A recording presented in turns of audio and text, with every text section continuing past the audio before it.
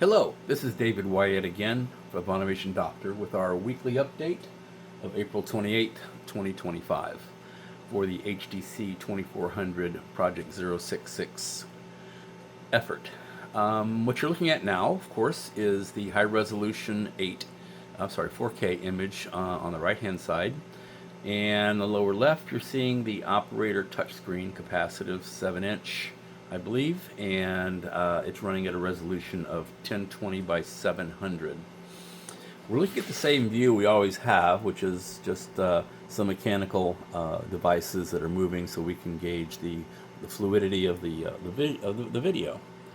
So again, this is the 4K monitor, and we have quite good resolution.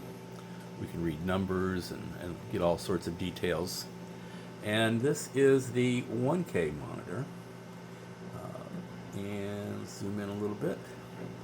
And as you can see, we've made the buttons a lot bigger. So I'm going to try to run it with my finger while the video is running.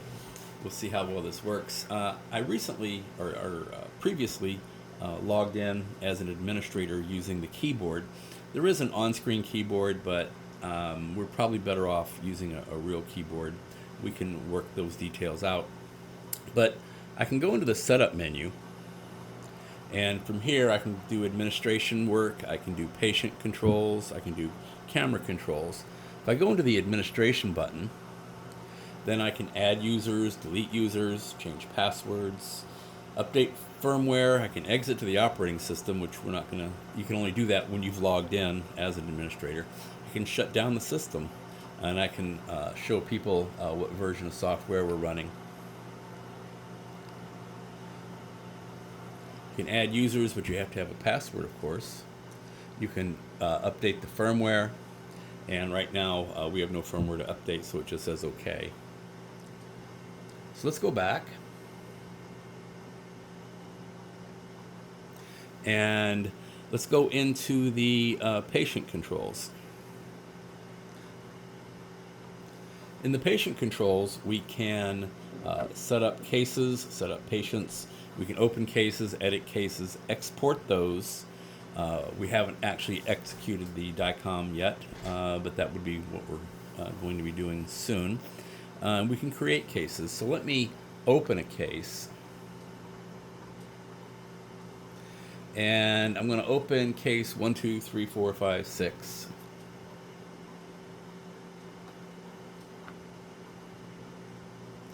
And inside that case is the XML file. And we can open that. And this is a fictitious case. And it has been created, and we're just going to go ahead and open it.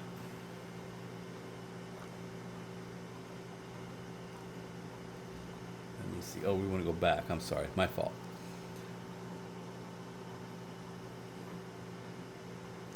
So now that we've opened the case, it's an active case, and you can see we have a QR code, and we also have a case number in the upper right-hand corner. That also exists here, where we have the QR code, and we have the case number. Zoom back out a little bit so that people can see. And then back in. I'll get used to these zoom controls. So now that we're here, we can take a snapshot. You see motion freezes for just a moment, and then we get a feedback that the snapshot completed. We can also go and record, or we can play. Let's go ahead and do a record. Well, we can also go still. So if we go still, everything's frozen until we go back to live. Now we go live, and you can see the motion again. And let's go to record. Now it's recording using a time and date stamp. And all you can do is stop it or snap it, and you can see the record button is flashing. When you go to the large screen, we lose the splash menu on top because we don't need to record that. And We also lose the QR code, but we did keep the date and the case number. We don't want people to be able to use the QR code to see something they shouldn't see. Let's see if I can go back.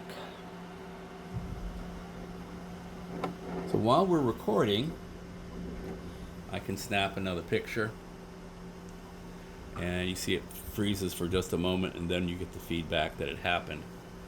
And when I'm done, I can stop.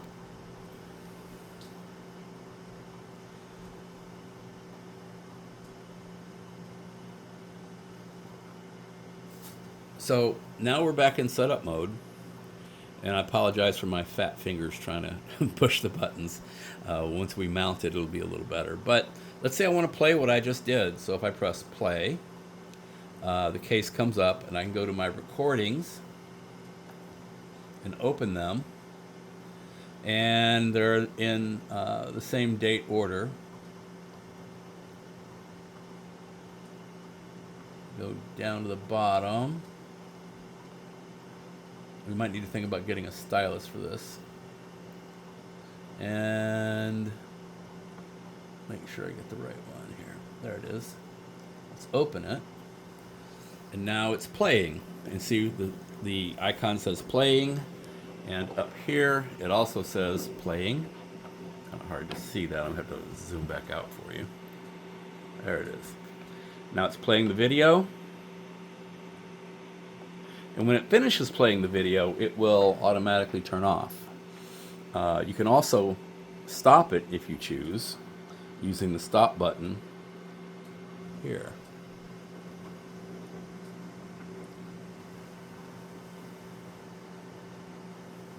So now it's stopped. You can close the case, and when you close the case, then everything should go away. You could open a new one. And there we are, ready for a new one. And you'll notice when we are ready for a new one that the setup button flashes, which lets people know that it's ready to be set up again for a new patient. That's all we have today. Thank you very much for looking, and I look forward to having a next week's video, which will include the pan and zoom, we hope, and stability, and also DICOM and the GPIO. We know we need 7 I/O points, and we figured out a way to do that with USB. Thank you very much.